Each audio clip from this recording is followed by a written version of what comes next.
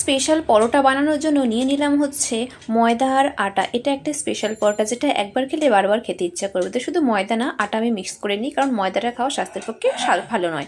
তো আটা ময়দা মিক্স করে নুন দিলাম আর দিলাম 1 চামচ মতো চিনি, দিয়ে ভালো করে মিক্স করে দিয়ে দিলাম গরম জল, একদমই উষ্ণ গরম জল দিয়ে ভালো করে ময়দাটাকে ডো করে নেবো। একটা খুব গরম ছিল তাই জন্য হাতা দিয়ে প্রথমে মেখেছি, তারপরে হাত দিয়ে মেখে মাখাটা যখন কমপ্লিট হয়ে গেলো তখন একটু রিফাইন তেল ছড়িয়ে ভালো করে মেখে 1 ঘন্টার জন্য ঢাকা দিয়ে রেখে দেবো।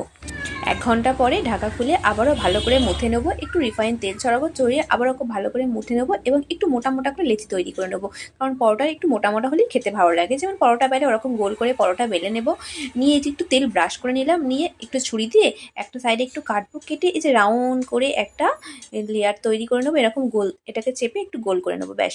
নিয়ে আবারও আটা দিয়ে হোক তেল দিয়ে হোক বেলে নেবো, যার যেরকম সুবিধা সেরকমভাবে বেলতে পারো। নিয়ে এই দেখো অল্প আঁচে, খুবই অল্প তেলে ভাজবো এটা। একদমই 1 চামচ তেল দিয়ে 2টো পরোটা ভেজেছি, লাল লাল করে এপিটোপিট ভেজে নামিয়ে নেব। এই পরোটা রেসিপিটা তোমাদের কীরকম লেগেছে অবশ্যই কমেন্ট বক্সে কমেন্ট করে জানিও। আর রেসিপিটা ভালো লেগে থাকলে লাইক কমেন্ট শেয়ার করে দিও। আর অবশ্যই আমার বাড়িতে বানিয়ে দেখো, আশা করি তোমাদেরও পছন্দ হবে। বাচ্চা থেকে বড় সবারই এই পরোটাটা একদমই ফেভারিট, প্রিয়, কারণ নরম তুলতুলে সফট পরোটা যে, আর সবথেকে বড় কথা স্বাস্থ্যকর, কারণ কম তেলে ভাজা আর ময়দা কম ইউজ হয়েছে, তাই জন্য আমি এটা খেয়েছিলাম সাদা আলুর তরকারি দিয়ে।